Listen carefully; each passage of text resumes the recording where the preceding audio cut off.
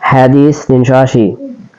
আবু আইয়ুব আনসারী রাদিয়াল্লাহু আনহু থেকে বর্ণিত, নবী সাল্লাল্লাহু আলাইহি ওয়াসাল্লাম বলেছেন, তোমরা কিবলার দিকে মুখ করে বা পিঠ করে পেশাব পায়খানা করো না, বরং পূর্ব দিকে কিংবা পশ্চিম দিকে মুখ বা পিঠ করে পেশাব পায়খানা করো।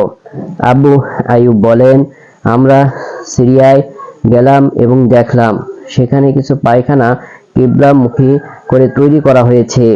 আমরা বাধ্য হয়ে সেখানে প্রাকৃতিক প্রয়োজন মেটাতাম এবং মহামহিম আল্লাহর নিকট ক্ষমা প্রার্থনা করতাম।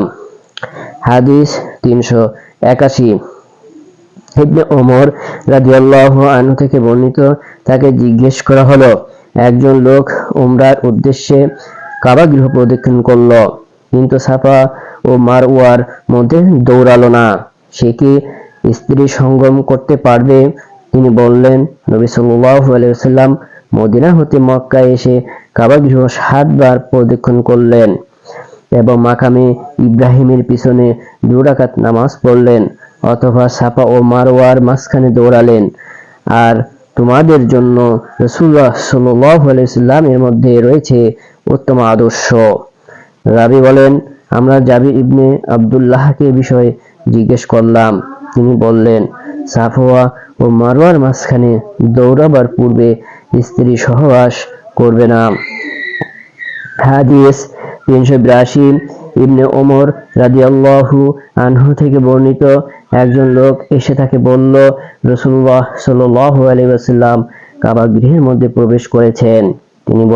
তিনি বলেন, আমি এসে দেখলাম নবী সাল্লাল্লাহু আলাইহি ওয়াসাল্লাম বের হয়ে গেছেন এবং বেলাল দূর দরজার মাঝখানে দাঁড়িয়ে আছে।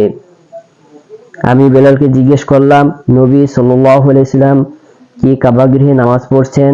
তিনি বললেন, হ্যাঁ, কাবা গৃহে প্রবেশ করার সময় বাঁ দিকে যে 2টি থাম রয়েছে তার মাঝখানে 2 রাকাত এবং বের হয়ে কাবা গৃহের সামনে 2 রাকাত নামাজ পড়েছেন।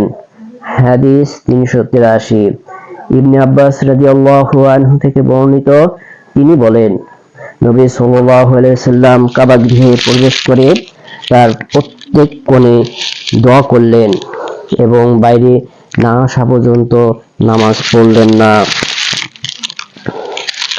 বাইরে আসার পর কাবার দিকে মুখ করে 2 রাকাত নামাজ পড়লেন এবং বললেন,